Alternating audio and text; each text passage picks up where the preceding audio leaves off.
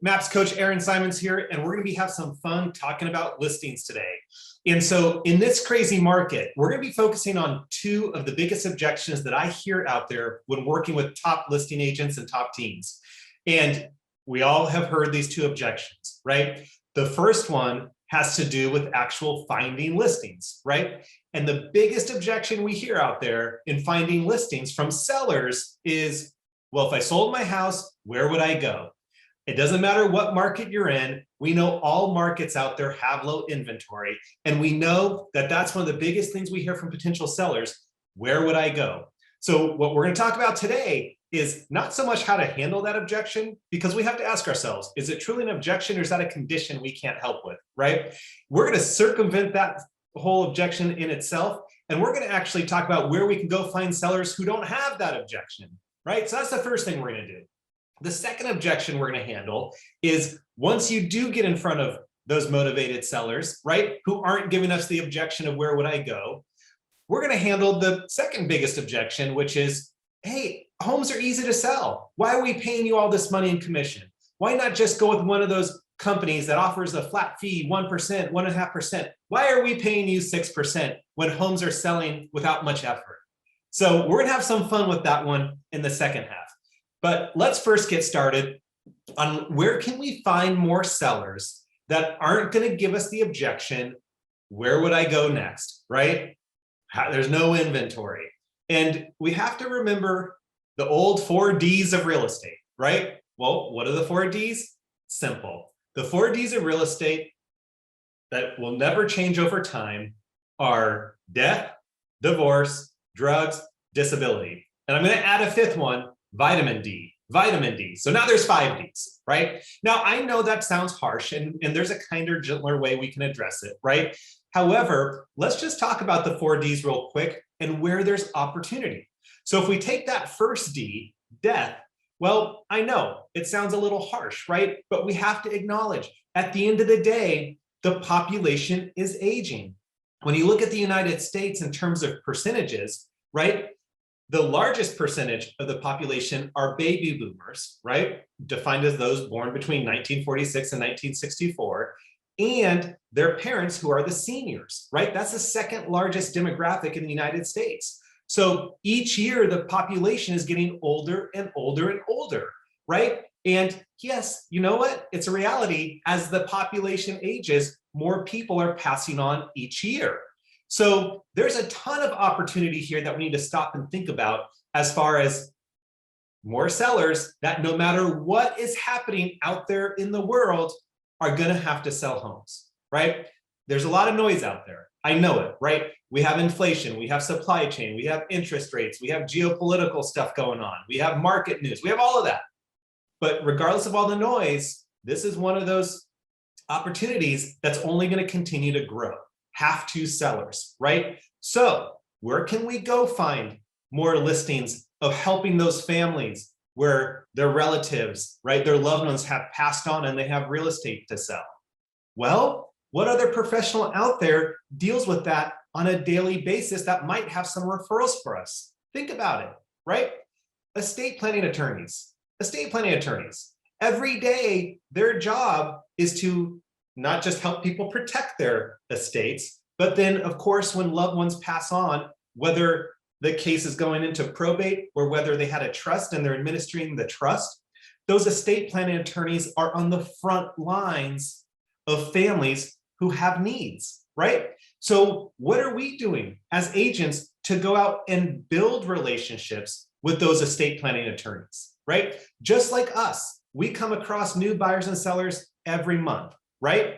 Well, don't you think those estate planning attorneys are coming across new cases, new clients every single month as well? So would it be a good idea for us to reach out to them, introduce ourselves and say, hey, right, why don't we meet so we can share with you how we might be able to help each other's business? Because not only will they have clients that we can help in terms of a family inheriting real estate they want to sell, well, guess what? We have clients that we can refer to them as well. Who, you ask? Okay, I know we're talking about listings, but let's just talk about buyers real quick, right? Every time you sell a buyer a home, especially if they're married or they have kids or they want to do some form of estate protection, Would it be a good idea for them to put their assets into a trust to protect themselves? Of course it would, right? So would it not be a good idea to refer them to that estate planning attorney to say, hey, you should talk to this person. They can help you and explain to you the benefits of holding your assets in a trust. So just like they have referrals to send to us, as you now can see, we have referrals to send to them. It's a two-way street. Now, let me give you a little hint here. What's the easiest way to get in touch with an estate planning attorney that will actually take our call and want to sit down with us? Because we could go through the yellow book, right? We could go through the yellow pages, right? Hey, I got one in the mail just this past week. I know they still exist, right? We could go through the yellow pages. However, it would be even better to do it by referral. So who do you know in your world right now that you could go to and get a referral to an estate planning attorney? Well, that's simple, right?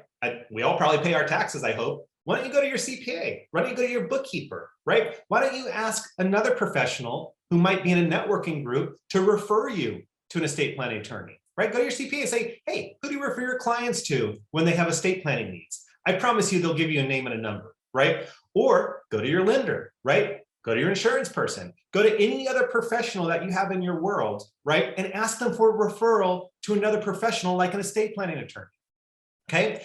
Because it's not just one attorney. Imagine if we had 5, 10, 15 of them that we've sat down and we've created relationships with and we've followed up with on a regular basis, right? And now all of a sudden, we were getting 2, 3, 4, 5 referrals a month from these estate planning attorneys, helping families that are in need, right? That's the way that I want you to look at that first D. And it's all by referral, right? It's all have-to sellers. None of them are going to be giving you the objection of, where would I go next, right? Where would I go next? All right, because life has happened. Okay, so let's go to that second D, all right?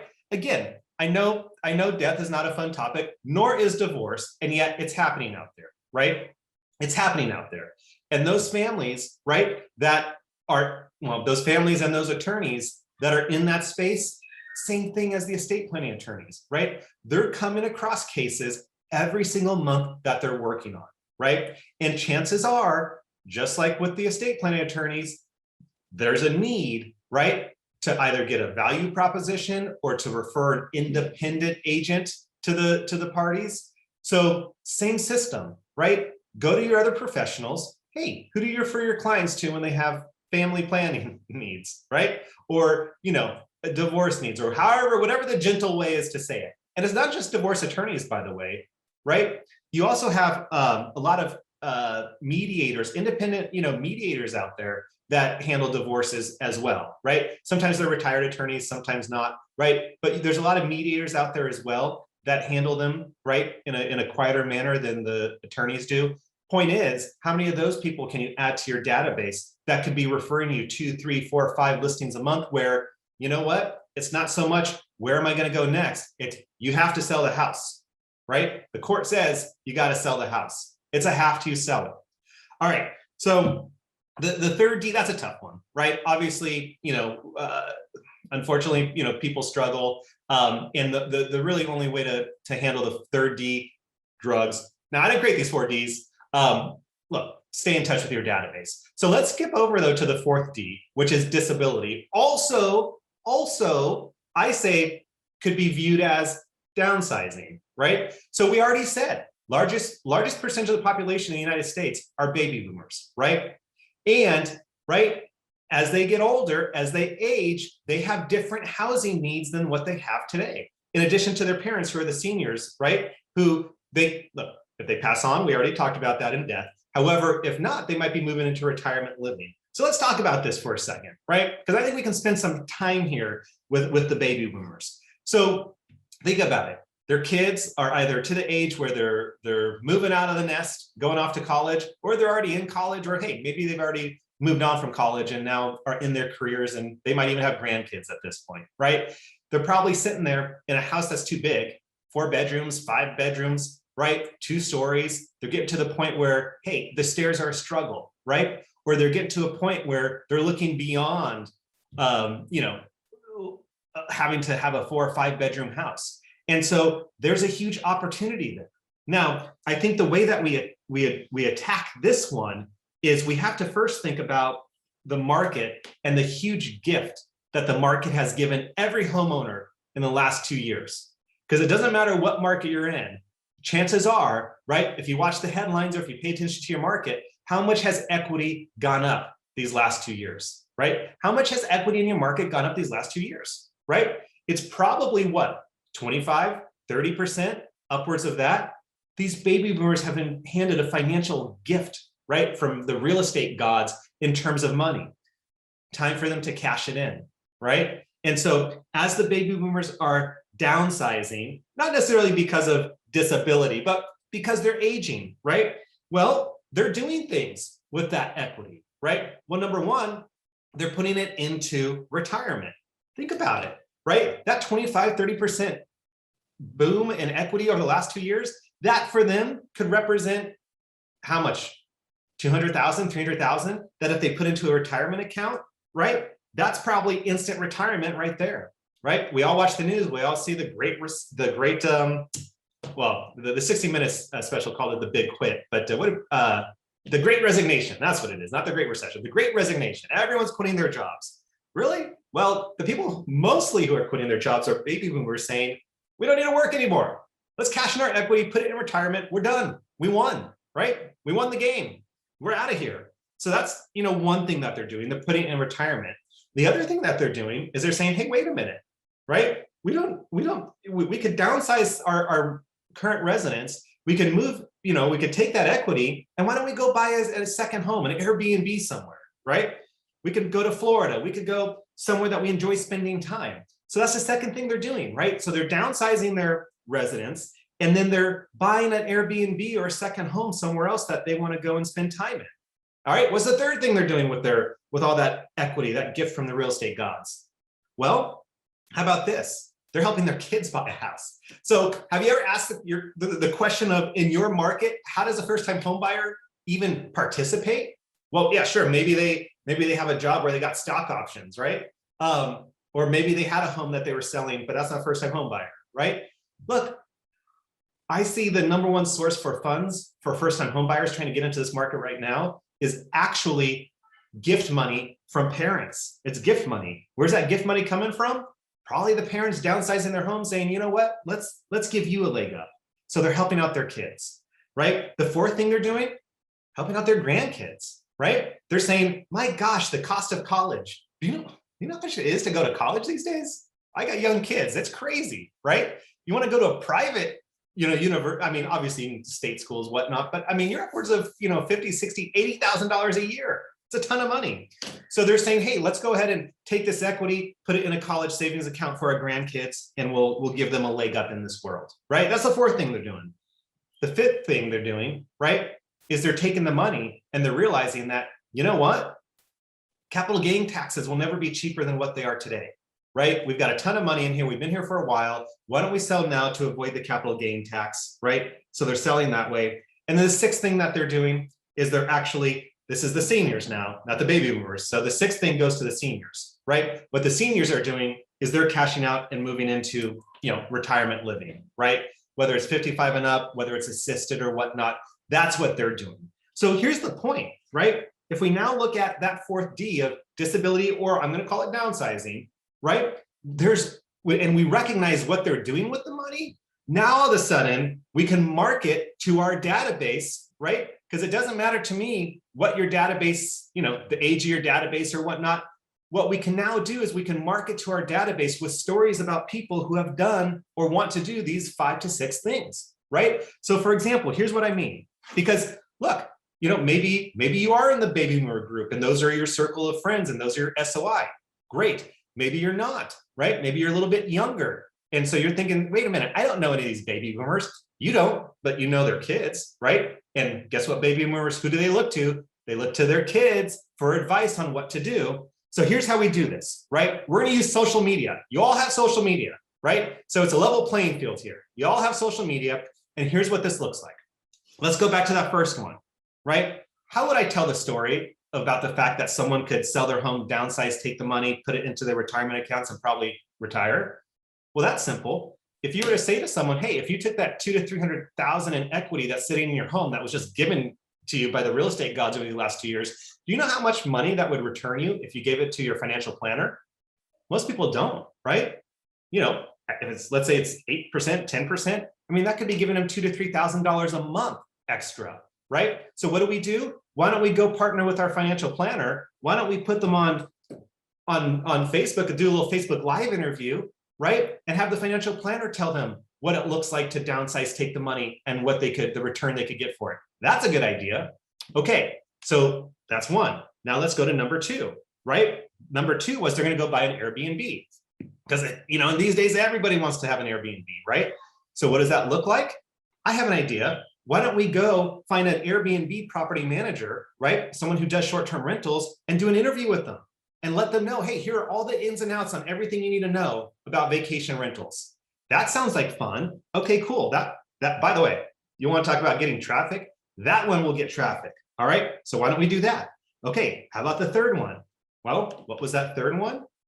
They're helping their kids buy homes. Okay. So what questions might they have about helping their kids buy homes? I know they're going to have questions about gift money, right? Why don't we do an interview on social media, on Facebook, with our lender and talk about what are the rules around gift money, right? And here's a question for you, right? We know, right, that obviously you can receive gift funds from relatives, right, in terms of down payment, right? The bank allows that, right? And that gift money can come from parents down to kids. Can it go from kids up to parents? I'm seeing a lot of that right now, right? I'm seeing a lot of kids who are doing well, looking at their parents saying, mom and dad need some help. Can we give them some money to go buy a house? Anyway, that's a whole nother call, right? Okay. And then of course, grandkids, go back to your financial planner. Hey, what are the different options for accounts that you can move that money into? And then of course, we had capital gain taxes. Get your CPA on now. Talk about why you want to cash out now, take your chips off the table, because taxes will never be cheaper than what they are today. And then of course, retirement living. You know what? Why don't you go do an interview or do a walkthrough of one of these 55 up places? Some of them are like the Bellagio. They're really nice. So here's my point, right? For that fourth D on how to find those people that are looking to downsize or disability that need to find a smaller home, take those 6 reasons on why they're doing it. Go talk about that story. Go interview someone. Go put that on social media, and someone will who you're connected to will hear themselves or their parents in that story and reach out to you and say, oh my gosh, tell me more, tell me more. And now we've got someone who wants to sell. All right. And then vitamin D. That was the 5th D that I added to the 4 Ds, right? The 5th D, vitamin D. Come on, frozen tundra, all you up there in the great north. I know you love it. And yet with remote work, we're seeing people move to Florida in droves, right? Floridians, you're seeing it. I don't have a strategy for that one other than just know that it's happening. All right, because it's not a have to. It's not a have to. I'm just going to sneak it in there for some fun. So as you can see, right, if we want to go find sellers that don't have the objection, where would I go next? We go to the 4 Ds that happen no matter what, right? No matter what the market's doing, no matter what the world's doing, no matter what interest rates are doing. We know life happens, right? I know it's not the funnest topics, right? We don't want to talk about death. We don't want to talk about divorce. We don't want to talk about drugs and addiction. We don't want to talk about disability and downsizing. However, as you can see, there's a huge opportunity for us to help people and to be of service to those that you're connected to. And that's where we're coming from when we're talking about the 4 Ds, okay? So it is a gentle way of going out and being of service to people in your database who have to sell, who need your help. So let's now move and have some fun to the sellers we get in front of who don't have to worry about where they're going, but they worry about how much they're netting, right? Even though it's record numbers, they're still looking at you saying, hey, Aaron, how come we're paying you 6% commission? The homes are selling themselves. We don't even need you. And how do we tackle that? How do we tackle that? Well, here's the answer, head on, right? So here's the biggest mistake. People try and fight that objection on the fact that they need us, right? No, let's not even go there and worry about, do they need us, right? Or, our value on selling their home. Because at the end of the day, they are 100% correct. They don't need us to sell their home, right? They don't need us to sell their home. And that's how we first handle that objection. right? You know what, Mr. and Ms. Seller? You're right. You don't need me to sell your home, right? In fact, you could put a sign in your front yard and you'll have a whole host of people lined up ready to buy your house. You don't need me to sell your house. And it's not why you're paying me 6%. Here's the key. It's not why you're paying me 6%. You don't need me to sell your home. It's not why you're hiring. The reason why you're hiring me today is for two reasons. Number one, to make sure you net the most money possible and you don't leave any money on the table. The second reason why you're paying me 6% is to make sure the deal actually closes, right? Because in this market right now, as great as everything sounds, we have a higher fallout rate than ever, right? You got sellers getting top dollar, you have buyers who are paying top dollar, right? And hey, guess what? That leads to a little bit of friction sometimes throughout the transaction, whether it's an inspection, a repair request, an appraisal, and deals are falling apart. And the reason why you're hiring me is to make sure this deal makes it over the finish line and doesn't fall apart. So the way we start with the objection is we lean into it. We don't try and convince them, of course, you need us. We have all this fabulous marketing and blah, blah, blah. No, we agree with them. You're right. You don't need me. Go stick a sign in your yard. You have a line of buyers out the door. You don't need me to sell the house. What you need me for, two things: to make sure you don't leave any money on the table and to make sure that the deal actually closes. Got it? All right. So that's conversation number one. Let's just lean into it, right? And by the way, that's in NLP, right? Language of sales, that's a level shift, right? They think the issue's here. No, let's go over here with that. All right. So, okay, fine. Now let's get into the nitty gritty of it, right? Let's now get into the nitty gritty of that discounted agent. And to me, there's really four objection handlers that I think we can attack this with. Number one is called ability to negotiate. Ability to negotiate. So, Mr. and Mrs. Seller, that's great that another agent's willing to do it for 4% or 5% or 4.5%, right? Let me ask you this question. How many times did you have to ask them to get them to reduce it to that number? Oh, that's just what they offered? Well, that's concerning. Can I share with you why that's a huge red flag and you should be concerned about it? You see, if that agent doesn't even have the ability to negotiate for their own self-worth, how well do you think they're going to be able to negotiate to make sure you don't net a lot of money, you net a ton of money from the sale of this home, right? Is that really the agent you want to hire? Someone who's not able to negotiate for themselves? Or do you want to hire someone like me who not only is a powerful negotiator when it comes to my own self-worth, but in terms of your equity, when we've got buyers on the line, we're going to be driving the price up as high as we can get it and making sure that you net the most money possible. Who would you rather hire? All right. So ability to negotiate. All right. How about number two? No marketing. Now I know you're all saying, hey, but you're contradicting yourself. You said we don't need to market the home. I get it, right? This is now a different conversation, right? But think about this, right? Mr. and Mrs. Seller, if that agent's willing to discount their commission, right? Well, that's going to come at a cost, right? Because that means that there's something now that they're not doing to sell your home. So if they're only charging you 4%, 4.5%, 5%, right? Well, that means that they don't have the marketing power or the budget, right, that we do to make sure that we put your home in front of as many people as possible. Because here's the deal. The more people who see your home, the more offers we get, the more we can use them against each other to drive the price up. So do you want to list with a discount agent who doesn't have a marketing budget, or do you want to hire someone like us who's spending X amount of money every single month to market your home? Because if they're only taking 1% or 1.5% for themselves, by the time they pay their broker, they pay their taxes, they pay themselves, they don't have any money left over to market your home, do they? No, of course not. So let's do the smart thing, right? Hire us, right? So we can make sure that you net the most money possible. Okay, how about number three? Co-op agent, co-op commission, right? Hey, that 4%er, chances are they're probably going to discount the co-op commission, which means you now, right, are at a disadvantage with the other agents in the market. You see, if the other homes are at a full commission, right, for the cooperating agents, the buyer agents bringing those buyers, and you're at a discounted commission, which homes do you think they're going to take them to? Yours or the ones where they're going to get paid more money? In fact, did you know the average buyer agent in our market only sells 5 to 6 homes a year? So that buyer represents their next mortgage payment, credit card payment, car payment, you name it payment, right? Money matters, right? Money matters. So while they might bring them to your home, if they know they're going to get paid more somewhere else, guess which home they're going to push harder for their client? You know what? It's unfortunate, but it's true. So you don't want to be at a disadvantage with a discounted co-op commission, do you? Of course not, right?